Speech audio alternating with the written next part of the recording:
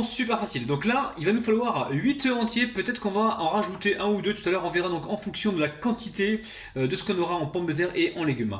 Ensuite, il va nous falloir du sel, du poivre, ça reste selon vos goûts. L'origan, on va récupérer une cuillère à soupe. Une seule cuillère à soupe.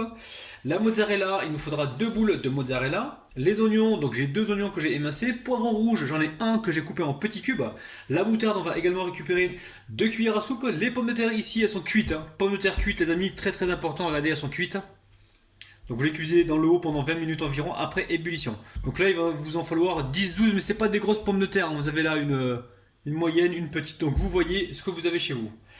Ensuite, il va nous falloir 4 cuillères à soupe d'huile d'olive et on va récupérer également un petit peu de curcuma, donc environ une demi-cuillère à café.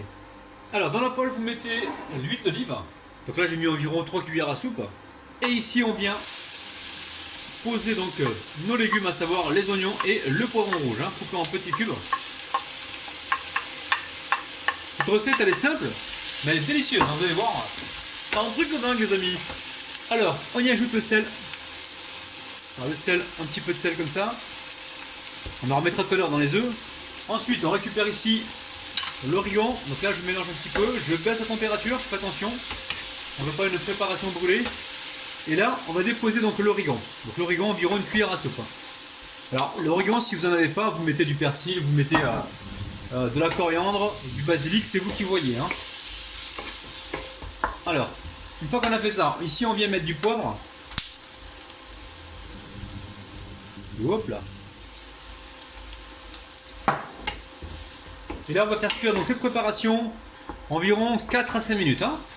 Alors pendant la cuisson des poivrons et des oignons, on va venir ici éplucher nos pommes de terre cuites, les amis. Je vous rappelle qu'elles sont cuites.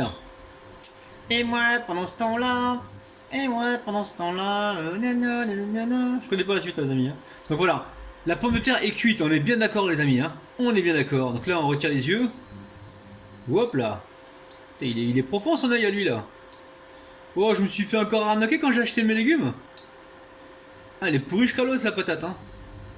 Bon, c'est pas grave, on va pas la jeter, on va récupérer ce qui est récupérable, les amis. Aujourd'hui, opération Rabinou, le Radinou. Nos légumes sont prêts. Alors là, je suis au minimum. Je baisse vraiment sur 1 et je vais venir couper donc les pommes de terre en petits morceaux. Alors, il n'y a pas de taille, les amis. Vous les coupez comme ceci. Là, ce qu'on va faire, on va les mélanger au poivron et aux oignons. Et l'amidon que contient les pommes de terre vont absorber un petit peu de poivron, enfin un peu de goût de poivron et d'origan et d'oignon. Comme ça, les pommes de terre vont devenir plus savoureuses, les amis. Alors, je vous rappelle que je suis sur 1. Vous pouvez carrément éteindre si vous le souhaitez, les amis. Le but du jeu, c'est vraiment de faire le mélange pour aromatiser les pommes de terre. Est-ce que c'est bien clair, les amis? Alors quand vous mettez vos pommes de terre à cuire dans l'eau, surtout une fois qu'elles sont cuites, vous les retirez de l'eau. Vous ne laissez pas vos pommes de terre baigner dans l'eau, même si elles ont la peau. Elles vont absorber beaucoup d'eau, beaucoup d'humidité. Et à la fin, quand vous allez vouloir faire cette opération pour qu'elles absorbent donc le goût des poivrons et des oignons, eh ben, elles n'ont pas beaucoup absorbé parce qu'elles seront pleines d'eau déjà. Et après, vous allez retrouver au résultat final un petit goût de flotte au lieu d'avoir un bon goût de légumes. Ok? Alors, une fois qu'on a fait ça, on va venir ici saler encore un petit peu parce que j'ai pas salé moi les pommes de terre lors de la cuisson. Je vais mélanger, je vais rajouter du poivre aussi également. Hop là. Vous pouvez mettre du piment si vous aimez ça, les amis, il n'y a aucun problème. Donc là je mélange. Une fois que c'est fait, enfin il faut que ce soit bien mélangé parce qu'il faut vraiment que faut que les pommes de terre soient en contact avec les légumes. Donc là c'est bien en contact. Hop. J'éteins, hop là, je mets de côté pour l'instant. Alors surtout, vous pensez à préchauffer votre four parce qu'on va faire une cuisson au four tranquille. Vous pouvez faire cette opération à la poêle, il n'y a aucun problème. Mais je me mets toujours à la place des gens qui rentrent du boulot le soir, qui n'ont pas le temps. Vous n'avez pas le temps de rester devant votre poêle pendant 30 minutes, 45 minutes, non. Je vous montre une astuce, vous mettez ça au four, vous êtes tranquille, vous pouvez aller faire vos devoirs avec vos enfants, vous pouvez aller consulter vos mails, vous faites ce que vous voulez. Allez, ici je viens battre mes œufs. Voilà, une fois que c'est battu, on va venir ici mettre du poivre. Là, il ne faut pas oublier d'assaisonner tous les éléments pour avoir quelque chose de goûteux. Donc là, on met du sel. On va mélanger. Et on vient y mettre donc la moutarde. Hop là. Donc là, vous mettez l'équivalent de 2 cuillères à soupe. Hein. Hop là. Une fois que c'est fait, on mélange rapidement. Ici, je récupère le curcuma et là, on met une demi-cuillère à café. Donc le curcuma, essayez les amis d'en mettre dans tous vos plats parce que c'est hyper bon pour la santé. Hein. Allez, on mélange tout ça. Donc vous mettez à peine une demi-cuillère à café, hein, pas trop bombé. Alors j'avais dit tout à l'heure que je rajouterais peut-être 1 ou 2 œufs. Donc quand je vois ici la quantité de patates, je pense que je vais le faire. Je vais rajouter tout de suite 2 œufs supplémentaires. Alors au départ, je n'étais pas sûr. Hein. Je me suis dit peut-être que ça suffirait, mais là je vois que ça va pas du tout suffire. Hop là. Ouh, le vilain, il a fait tomber une coquille. Waouh. Heureusement que mes œufs, moi je les rince avant de les utiliser. Donc j'ai un peu limité la casse. Alors pourquoi je les rince? Parce que mes parents faisaient comme ça.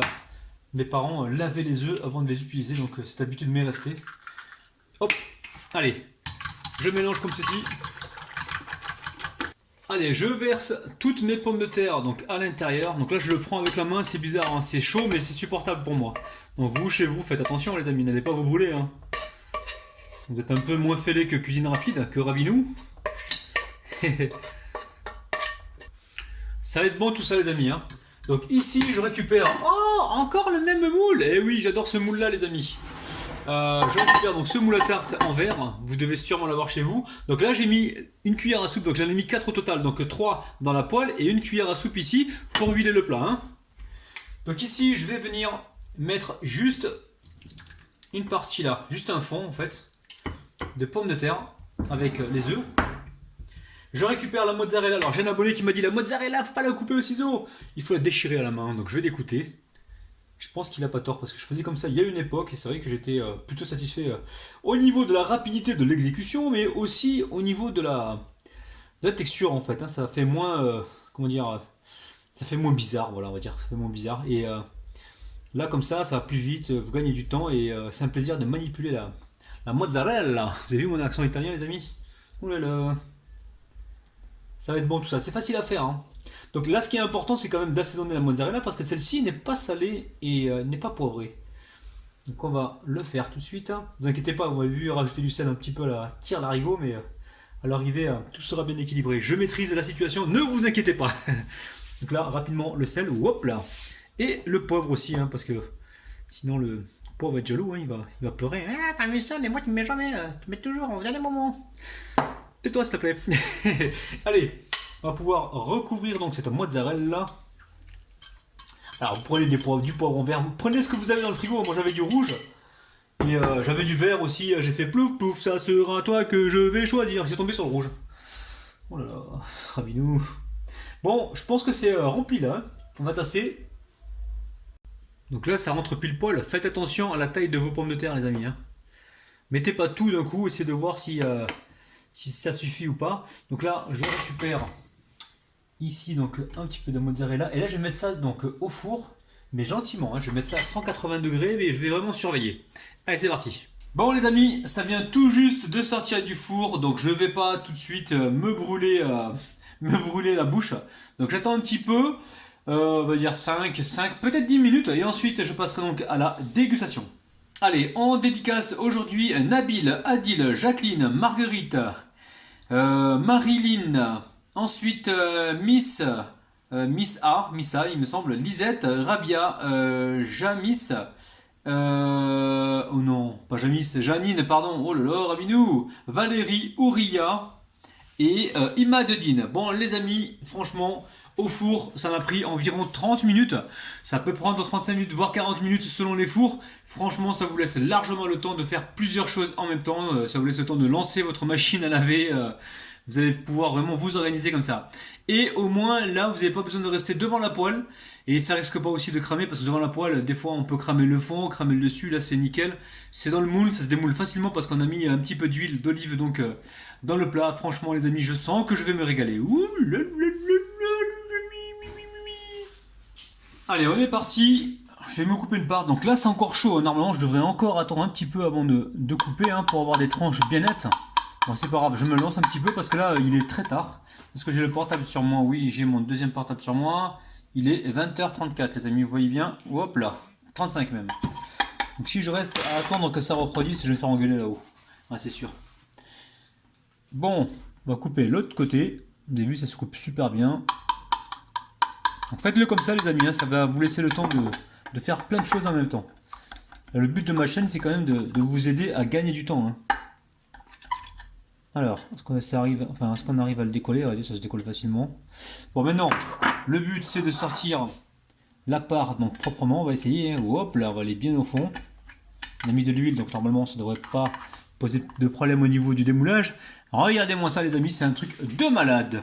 Il y a même du fromage. Oh là là là là. Allez, on passe tout de suite à la dégustation. Ouh là là là là. Bon, les amis, je vais refaire ma dégustation parce que là, apparemment, j'ai pas appuyé sur le bouton. Donc voilà, regardez-moi ça, les amis. C'est super moelleux. Ça a l'air super gourmand. Et c'est reparti.